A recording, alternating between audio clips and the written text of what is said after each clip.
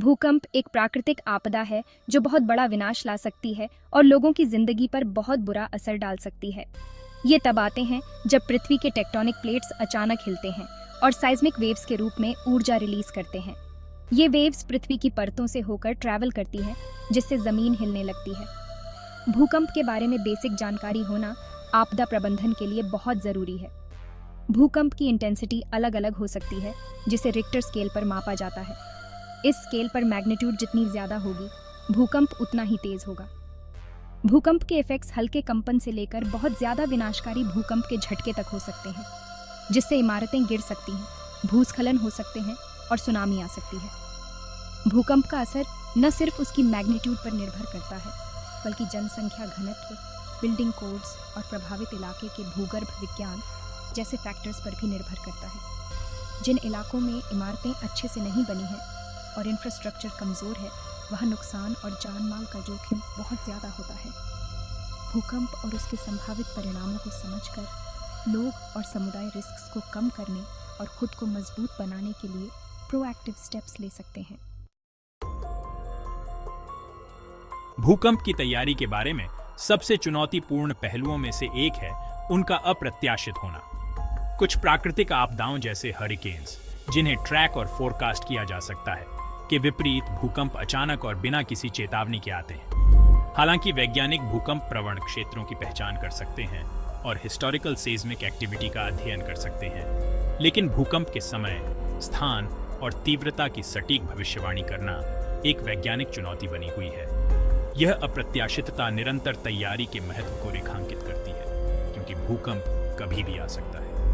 भूकंप प्रवण क्षेत्र में रहने के लिए इस संभावित खतरे के प्रति निरंतर जागरूकता की आवश्यकता होती है। भूकंप की तैयारी को अपने दैनिक जीवन में शामिल करना आवश्यक है, ठीक वैसे ही जैसे हम अग्नि सुरक्षा या सड़क सुरक्षा के साथ करते हैं। भूकंपों की अप्रत्याशित प्रकृति को स्वीकार करके हम डर से हटकर खुद को, अपने परिवारों और अपने समुदायों की रक्षा के लिए ठोस कदम उठा सकते हैं।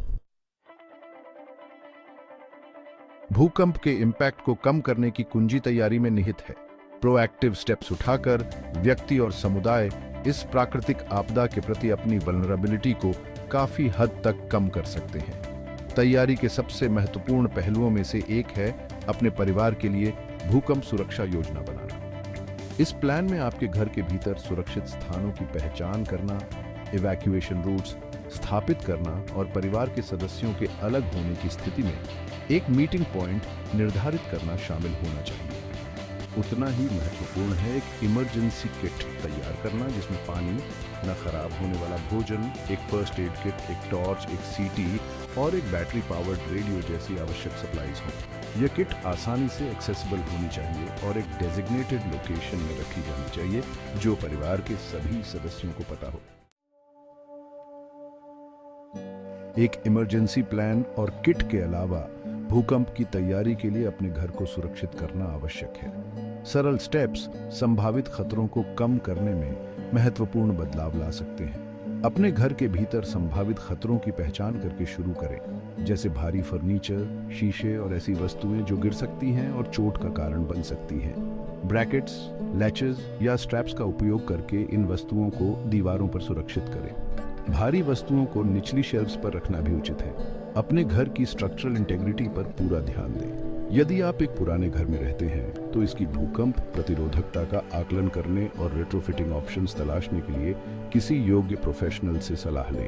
क्षति को रोकने और आग या गैस रिसाव के जोखिम को कम करने के लिए गैस उपकरणों, वाटर हीटर और बिजली के उपकरणों को सुरक्षित रूप से जकड़ें। सेक्शन 5, पारिवारिक योजनाएं संपर्क में रहना जब मायने रखता है। भूकंप की तैयारी और प्रतिक्रिया में संचार एक महत्वपूर्ण भूमिका निभाता है। एक पारिवारिक संचार योजना विकसित करें, जिसमें परिवार के सभी सदस्यों के लिए संपर्क जानकारी, साथ ही एक बाहरी संपर्क शामिल हो, जो संचार के केंद्र बिंदु के रूप में कार्य कर सके। परिवार के सभी सदस्यों को सिखाएं कि अगर वे फंस गए हैं तो मदद के लिए सीटी का उपयोग कैसे करें और इवैक्यूएशन की स्थिति में अपने घर के बाहर एक निर्दिष्ट मीटिंग प्लेस स्थापित करें। यह सुनिश्चित करने के लिए अपनी इवैक्यूएशन प्लान का नियमित रूप से अभ्यास करें कि आपात स्थिति में सभी को क्या करना है। सुरक्षा प्रक्रियाओं से खुद को परिचित करने और अपने पड़ोसियों से जुड़ने के लिए सामुदायिक भूकंप अभ्यास या कार्यशालाओं में भाग लेना भी उचित है। याद रखें, भूकंप के दौरान आपके पड़ोसी आपके पहले रिस्पॉन्डर हो सकते हैं। सेक्शन 6, भूकंप के दौरान झुको, ढको और पकड़ो। जब भूकंप आता है तो जल्दी और शांति से प्रतिक्रिया करना आवश्यक है। कार्रवाई का सबसे सुरक्षित तरीका है झुकना, ढंकना और पकड़ना। नीचे जमीन पर गिर जाएं ताकि आप गिरे नहीं। गिरने वाले मलबे से खुद को बचाने के लिए फर्नीचर के एक मजबूत टुकड़े जैसे टेबल या डेस्क के नीचे आड़ लें। यदि कोई आश्रय उपलब्ध नहीं है तो अपने सिर और गर्दन को अपनी बाहों से सुरक्षित रखें और खिड़कियों, शीशों और अन्य संभावित खतरों से दूर चले जाएं। जब तक झटके बंद न हो जाएं, तब तक अपने आश्रय को पकड़े रहें। आफ्टर शॉक्स के लिए तैयार रहें, जो मुख्य झटके के बाद आने वाले छोटे भूकंप हैं। अगर आपको चलना ही है तो सावधानी से चलें और अपने आसपास के बारे में जागरूक रहें। सेक्शन 7, परिणामों को नेविगेट करना सुरक्षा पहले। भूकंप के बाद तत्काल प्राथमिकता सुरक्षा है। अपने घर या इमारत से बाहर निकलने से पहले चोटों की जांच करें और किसी ऐसे व्यक्ति की मदद करें जिसे तत्काल चिकित्सा की आवश्यकता हो। टूटे शीशे, गिरे हुए मलबे और गिरी हुई बिजली की तारों जैसे संभावित खतरों से सावधान रहे। अगर आपको गैस की गंध आती है या गैस रिसाव का संदेह है तो तुरंत क्षेत्र खाली कर दें और गैस कंपनी से संपर्क करें। यदि आपको गैस रिसाव का संदेह है तो माचिस, लाइटर या बिजली के स्विच का उपयोग न करें। एक बार जब आप अपने आसपास के वातावरण का आकलन कर लेते हैं और अपनी सुरक्षा सुनिश्चित कर लेते हैं तो अपने पड़ोसियों, विशेष रूप से बुजुर्गों या विकलांग लोगों की जांच करें जिन्हें सहायता की आवश्यकता हो सकती है। सेक्शन 8, क्षति का आकलन, चरण दर चरण मार्गदर्शिका। एक बार जब आप तत्काल सुरक्षा चिंताओं का समाधान कर लेते हैं तो यह आपके घर और सामान को हुए नुकसान का आकलन करने का समय है। सावधानी से आगे बढ़ें क्योंकि आफ्टर शॉक्स आ सकते हैं और आगे नुकसान पहुंचा सकते हैं। दृश्यमान दरारें, नींव को नुकसान या अन्य संरचनात्मक मुद्दों के लिए अपने घर के बाहरी हिस्से का निरीक्षण करके शुरू करें। यदि आपको महत्वपूर्ण संरचनात्मक क्षति का संदेह है तो इमारत को खाली कर दें और किसी योग्य प्रोफेशनल से संपर्क करें। इसके बाद अपने घर के इंटीरियर का ध्यानपूर्वक निरीक्षण करें। दीवारों, छत, खिड़कियों और दरवाजों पर ध्यान दें। तस्वीरों या वीडियो के साथ किसी भी नुकसान का दस्तावेजीकरण करें क्योंकि यह बीमा दावों के लिए सहायक होगा। सेक्शन 9, सहायता प्राप्त करना, मदद के लिए आगे आना। भूकंप के बाद यदि आवश्यक हो तो सहायता लेना महत्वपूर्ण है।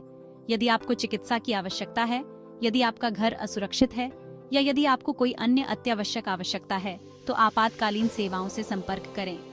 स्थानीय अधिकारी उपलब्ध संसाधनों जैसे आपातकालीन आश्रयों, भोजन वितरण केंद्रों और चिकित्सा सहायता के बारे में जानकारी प्रदान करेंगे। अपडेट और सहायता प्राप्त करने के लिए संबंधित एजेंसियों के साथ पंजीकरण करें। किसी भी नुकसान की रिपोर्ट करने और दावों की प्रक्रिया शुरू करने के लिए अपनी बीमा कंपनी से संपर्क करें। तस्वीरों, वीडियो और मरम्मत अनुमानों सहित सभी दस्तावेज अपने पास रखें। सेक्शन 10, पुनर्निर्माण और पुनर्प्राप्ति, एक सामुदायिक प्रयास। भूकंप से उबरना एक लंबी अवधि की प्रक्रिया है जिसके लिए व्यक्तियों, समुदायों और सरकारी एजेंसियों के सामूहिक प्रयास की आवश्यकता होती है। ध्यान तत्काल राहत से बुनियादी ढांचे के पुनर्निर्माण, आवश्यक सेवाओं को बहाल करने और प्रभावित परिवारों को सहायता प्रदान करने पर केंद्रित होता है। सामुदायिक संगठन और स्वयंसेवक सहायता प्रदान करने, सहायता वितरित करने और पुनर्निर्माण के प्रयासों में सहायता करने में महत्वपूर्ण भूमिका निभाते हैं। सामुदायिक पहलों में भाग लें, अपना समय स्वयंसेवा करें और जरूरतमंद अपने पड़ोसियों को सहायता प्रदान करें। सरकारी एजेंसियां और आपदा राहत संगठन वित्तीय सहायता, आवास सहायता और पुनर्प्राप्ति प्रक्रिया में सहायता के लिए अन्य संसाधन प्रदान करते हैं। उपलब्ध कार्यक्रमों के बारे में सूचित रहें और यदि आप अर्हता प्राप्त करते हैं तो सहायता के लिए आवेदन करें।